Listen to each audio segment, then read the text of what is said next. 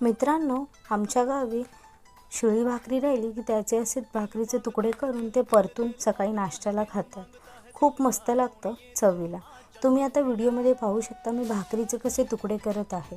अगदी हातानेच तुकडे करायचे, चुरवून टाकायचं, पुरा चुरा करून टाकायचा. त्यानंतर भाकरीचे तुकडे बघा तुम्ही कसे चुरवलेले आहेत.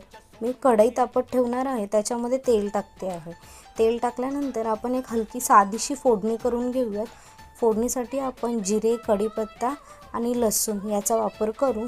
ते तडतडल्यानंतर आपण त्याच्यामध्ये कांदा फ्राय करून घेऊ. कांदा फ्राय झाला तर बाजूला आपण जिथे भाकरी ठेवलेली आहे त्या भाकरीमध्ये थोडं पाणी टाकून ओली करून घेऊयात, म्हणजे भाकरी कडक होत नाही, परतल्यानंतर थोडी मऊ राहते. त्याच्यानंतर त्याच्यामध्ये आपण हळद आणि आमचा घाटी मसाला आणि मीठ हे मिक्स करून घेऊयात. भाकरी व्यवस्थित मिक्स झाल्यानंतर ती भाकरी आपण जिथे कांदा फ्राय केला आहे त्या कढईमध्ये टाकून देऊयात. हलकंसं झाकण ठेवून एक वाफ काढू. त्याच्यानंतर त्याच भाकरीमध्ये थोडंसं पाणी शितळून घेऊयात पुन्हा, म्हणजे भाकरीला अगदी मऊपणा येईल. नंतर झाकण ठेवून पुन्हा एक वाफ काढू. भाकरी मस्त परतलेली असेल, कोथिंबीर पेरून घेऊयात. भाकरी खूप स्वादिष्ट लागेल.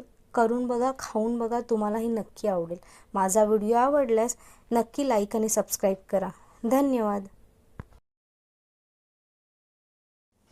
मित्रांनो, भेटू आपण नवीन रेसिपीसोबत नवीन व्हिडिओमध्ये.